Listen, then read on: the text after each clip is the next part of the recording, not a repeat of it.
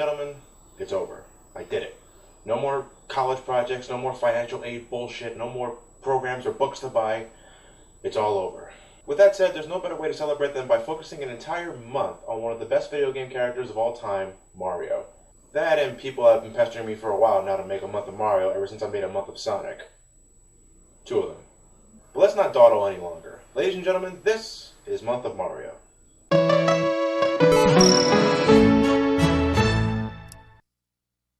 Mario. God, he's been everywhere. From serials, cartoon shows, a feature film, to countless amounts of merchandise, Mario is without a doubt the definitive video game character. And that's saying a hell of a lot. He has the personality of a cardboard box, jumps on anything that moves, and constantly finds himself rescuing this walking definition of an airhead from this giant turtle countless amounts of times. But you know what? Regardless of such, this guy always finds himself in some of the best games of all time. Mario may be weak plot-wise, but in terms of gameplay, it's one of the only franchises to remain consistently good since its freaking debut. Now personally, I'm a bigger Sonic fan than I am a Mario fan, but I cannot deny the quality of his games. They're good. Damn good. But let's just take a quick look back at how Mario came to be, if you've been living under a rock for the last 25 years. Back in 1981, a man named Shigeru Miyamoto, along with the supervision of the late Gunpei Yokoi, created an arcade game called Donkey Kong. In it, you control the character named Jumpman and needed to guide him to the top of the obstacle course in order to rescue his girlfriend Pauline from the giant monkey himself, Donkey Kong.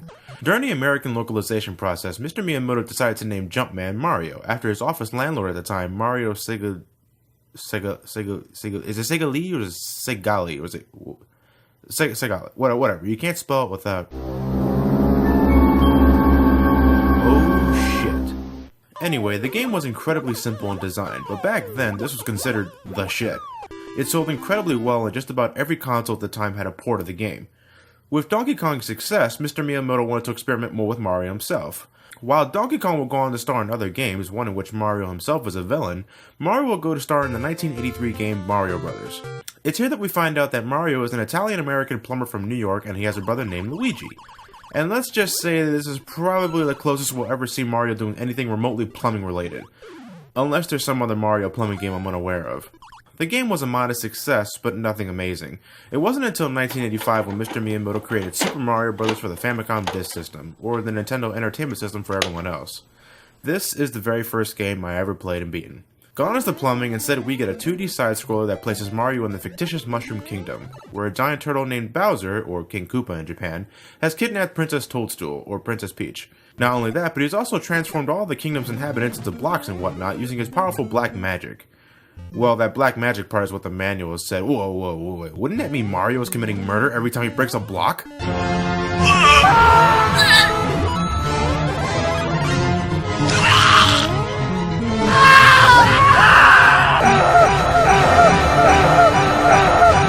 The plot is incredibly simple, and for a game like this back in the day, it wasn't really important.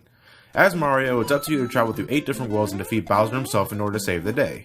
You control Mario with the D-pad. Holding down left or right will cause Mario to move in said direction. Holding down, if you're Super Mario, causes him to duck, so you can avoid certain projectiles if you don't feel like jumping over them. Speaking of jumping, you perform that by pressing the A button. Jumping is important. Without that, you're not going very far. The B button allows Mario to run faster when you're moving him with the D-pad, and it also allows him to build more momentum for longer jumps, which again is very important if you plan on beating the game. I cannot stress that enough.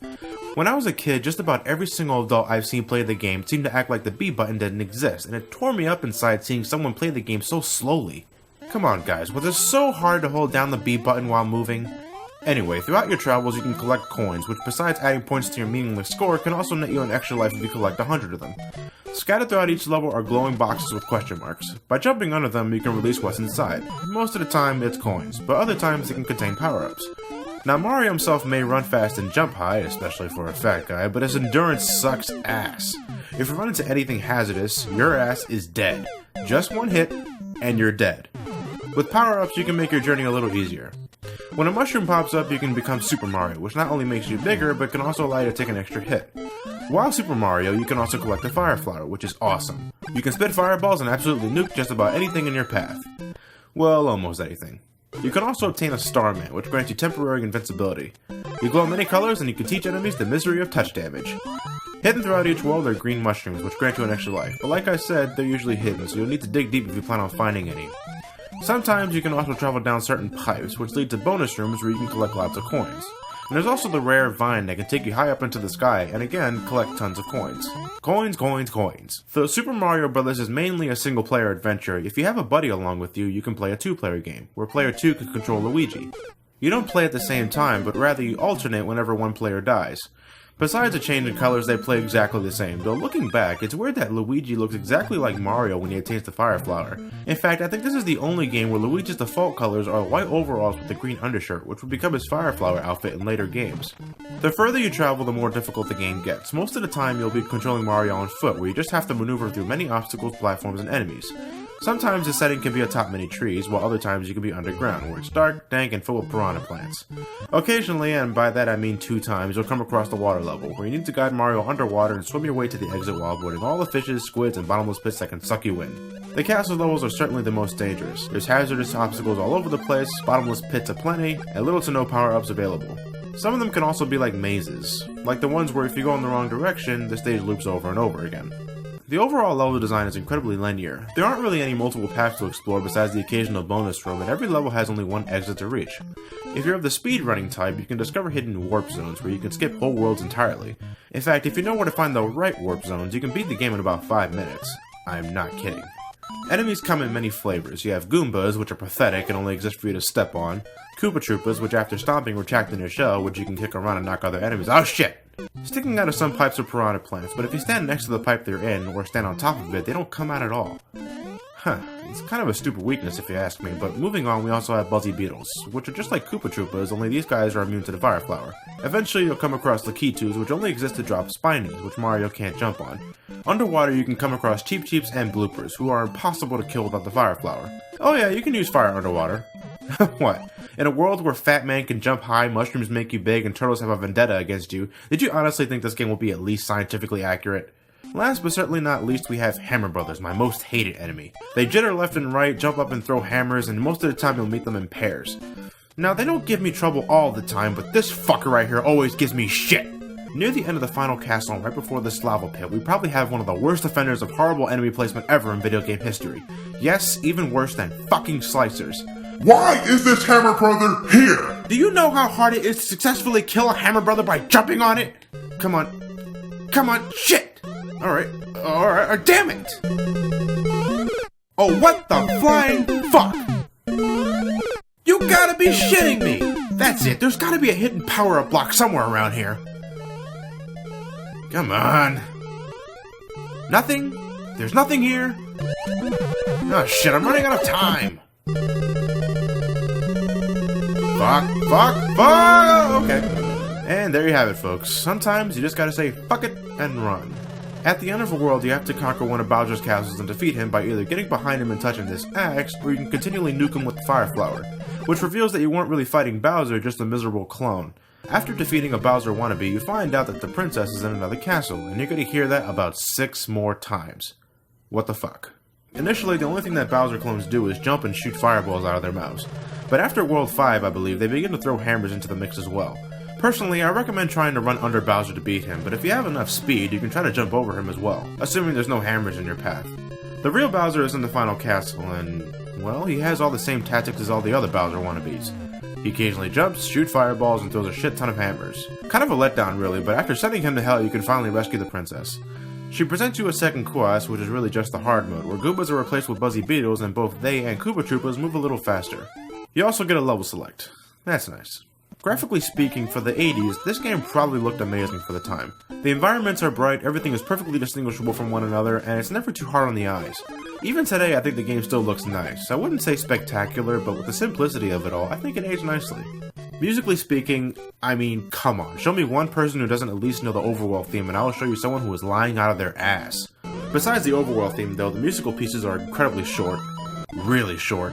But you know what? They never get annoying with me. I can't quite explain it, but maybe it's just my nostalgia filter kicking in. Honestly though, how many times has the overworld theme been remixed, arranged, and reused for future games? It's probably impossible to determine, but again, I never get sick of it. Koji Kondo, for making one of the catchiest tunes in video game history, I say, God damn it. Though Super Mario Bros. Has aged well, there are problems I have with the game. For one, I think the control can be a bit finicky when you're moving too fast. You see, when Mario runs at top speed, he's carrying a shit ton of momentum, so even if you let go of the D-pad, Mario will still travel a considerable amount of distance before completely stopping. Because of that, I sometimes find myself losing control during tricky jumps and fall to my death, even when I try to reposition myself with the D-pad. There's also times where the jump isn't as responsive as I like it to be. It's really not a big deal, but when it does occur, it can get annoying. Finally, there's shit like this. And that's annoying. Super Mario Bros. Isn't a very long game. It shouldn't take you more than an hour to complete it. Being an NES game from the 80s, the difficulty may catch you off guard at times. It isn't too hard, but it certainly isn't easy either. But difficulty is usually a subjective matter, so I'll let you decide on how difficult the game is. Just play your best and you should be fine. That, or you can just use the one-up trick. Man, I love doing that. Super Mario Bros. Is one of the best-selling games of all time. Over 40 million copies sold. Damn. It used to be the best-selling game of all time, but it was toppled by Wii Sports of all games. Wii Sports? Really? No, but honestly, Super Mario Bros. Is one of those games that just about anybody can pick up and play. I don't know a single person, either family or friend, who hasn't played Super Mario Bros. In one way or another. If you're just getting into video games and you're looking for some place to start, try playing Super Mario Bros. Its simple premise, simple game design, and simple controls make it simple to pick up and play. There's a reason it sold a shit ton of copies. Well, besides being bundled with the NES, but you get my point. With that said, I'll give it a 7.5 out of 10. Over 25 years, it's still pretty fun to play, though it isn't something I'll go out of my way to play multiple times. In fact, I can say that about a lot of Mario games, but that's for another time.